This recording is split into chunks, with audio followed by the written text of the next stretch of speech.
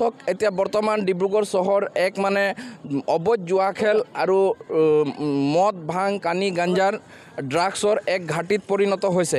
আজি কেইটামান দিনৰ আগতে যোৱা 10 জুলাই তাৰিখে অসম চিকিৎসা মহাবিদ্যালয়ৰ কাষৰ যি জালাননগৰ বাগিচাত অবাধ মদ জুহা প্ৰচলন কৰি 12গৰাকী যুৱকে সোণা উপাধিৰ এগৰাকী উঠি অহা যুৱকক মানে নিৰ্সংগভাৱে হত্যা কৰে। তাৰ পিছতো কিন্তু ডিব্ৰুগড় জিলা প্ৰশাসন, ডিব্ৰুগড় আবকাৰী বিভাগ আৰু ডিব্ৰুগড়ৰ যি পুলিচ বিভাগ আছে, পুলিচ প্ৰশাসনে কোনো ধৰণৰ ব্যৱস্থা লোৱা নাই। পুলিচ প্ৰশাসনে জানে যে ডিব্ৰুগড়ত বিশেষকৈ পল্টন বজাৰত কোন কোন জুৱাৰী আছে, চালখোৱাত কোন কোন চুৰ আছে, সব কথা পুলিচ প্ৰশাসনে জানে।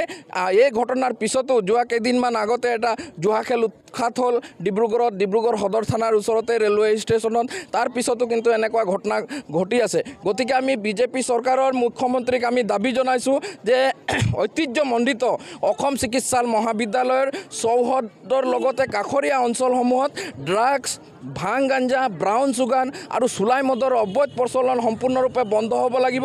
অন্যথা কিন্তু আমি আমাৰ যি চাহ শ্ৰমিক ৰাইজক লৈ আমি কিন্তু সমগ্ৰ ডিব্ৰুগড়ত মানে ডাঙৰ প্ৰতিবাদী কাৰ্যসূচী ল'বলৈ আমি দাবী জনাইছোঁ আৰু ৰাইজক আমি মানে আহ্বান জনাইছোঁ যে ড্ৰাগছ মাফিয়াৰ বিৰুদ্ধে ৰাইজ সজাগ হওক, অবাধ চুলাই মদৰ প্ৰচলনৰ বিৰুদ্ধে ৰাইজ সজাগ হওক। আজি চাহ বাগিচাসমূহত ড্ৰাগছৰ সেৱনকাৰীৰ সংখ্যা বৃদ্ধি পাইছে, গাঞ্জাৰ মানে অবাধ প্ৰচলন হৈছে, চুলাই মদৰতো কথা ক'বই নালাগে। ডিব্ৰুগড় জিলা প্ৰশাসন, আবকাৰী বিভাগ আৰু পুলিচ বিভাগ আৰু অসম চৰকাৰৰ নেতাসকলে এইবিলাকত জড়িত থকাৰ কাৰণে আচলতে বাগিচা অঞ্চলত চুলাই মদৰ অবাধ প্ৰচলন হৈছে।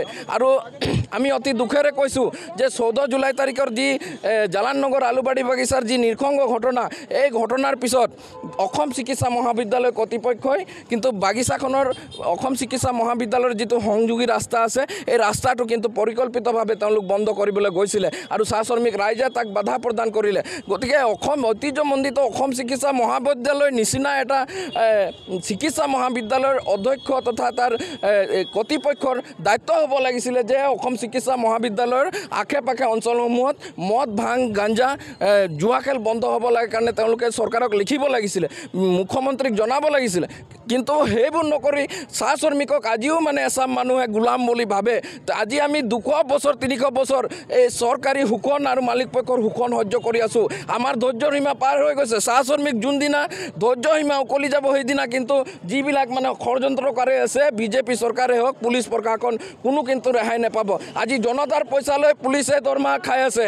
কাৰ পইচাত পুলিচে দৰমহা পায়? অসম পুলিচৰ ডিজিপিক আমি সকিয়নি দিছোঁ।